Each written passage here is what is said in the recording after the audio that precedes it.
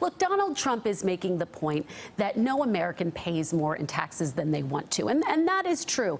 What do you make of his argument? The Clinton campaign, obviously, you guys are trying to spin this up and keep this going in the news cycle. At some point, is there a valid point there that, look, most Americans don't want to pay more than they have to? I totally get that. But here's the thing, is that Donald Trump's the guy who's been tweeting about half of America doesn't pay their taxes when there's a big deficit. Not every American looks for every loophole under every rock. And the question is for everyday citizens in Ohio, in Michigan. So who is paying for Donald Trump's Secret Service right now? It's not him, it's you. Who is paying for the airports that his jet lands at, or the streets that he rolls on, or the police officers that are securing Trump Tower? Who's paying for that? He's not paying for that. We are paying for that. There is a fairness issue that is very important. Plus, you raised the issue with Sarah Huckabee about the losses. I mean, if he says he wants to run America like he's run his business, and you see $1 billion loss, that is something the voters should take into account. I also think, you know, you asked about releasing the taxes. She says it's under audit. Have him release the ones that are not under audit then. So do you think that you guys are going to increase the pressure? I mean, does that become a daily talking point? Well, the taxes issue, I think, is a really important issue, especially in light of his own tax plan. He doesn't propose to fix the problem, the loophole that you talk about. He's talking about, in fact, exacerbating this income inequality by giving more tax cuts to those at the very top. That is a comparison point that I think they'll raise tomorrow night at the debate, but I think that we will absolutely continue to push. Let's talk about some of the challenges for Secretary Clinton. Yeah. She is in Ohio today, and again, we just got a new round of polls, and actually we see that Donald Trump has a pretty healthy lead in Ohio, 47 to 42% in a four-way race. Can she still win this state? And does she need to? She can, because he's got a healthy lead there. Yeah, he does have a healthy lead. And she is, I mean, today she was talking about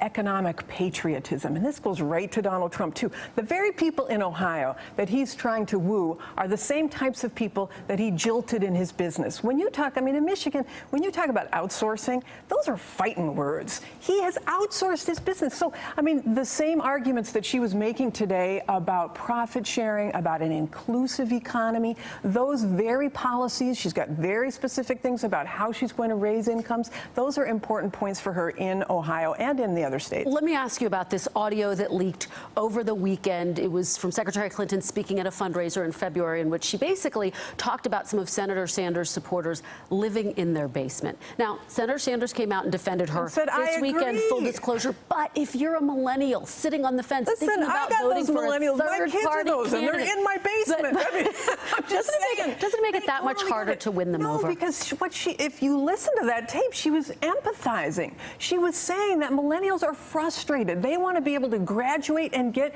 a good-paying job, and that's exactly why Democrats should be elected, because she's got a specific plan to be able to do that. That is a nothing burger on that particular spin, which, by the way, Politico, when they reported that, ended up having to change their headline on because it was an unfair way of categorizing a sympathetic statement. I have to tell you, though, when I talk to these younger voters, and I was at UNH with Secretary Clinton and Bernie Sanders this past week, and some of the holdouts, some of the ones who are really seriously thinking about voting for a Gary Johnson or a Jill Stein, say it goes back to the trust issue for them. And you heard today, again, Donald Trump bringing up Secretary Clinton's emails. Is it too late for her to restore that trust? And why hasn't she been able to do that? Why is she still struggling with that? Well, I mean, she's struggling because, of course, the Republicans have spent millions and over the year, hundreds of millions of dollars against her, and it's been effective, right?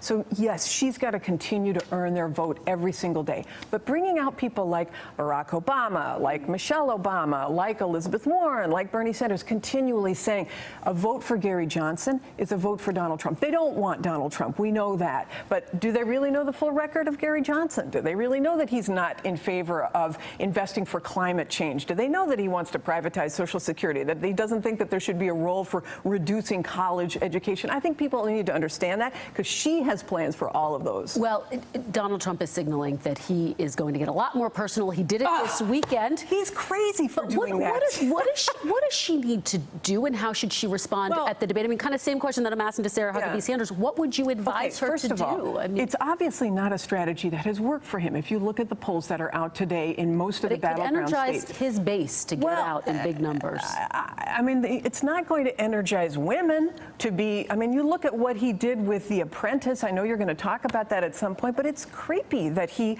would be ogling employees of him. That's what Alicia Machado was, an employee, and treating them in such a way. That does not energize women to vote for him, for sure. And I think it gets dads pretty mad as well, that their daughters might be. It's such an old school way of looking at things. He's obsessed with women's looks. So that is a bad strategy for him. It's also a bad strategy for him to bring up her personal life from decades ago.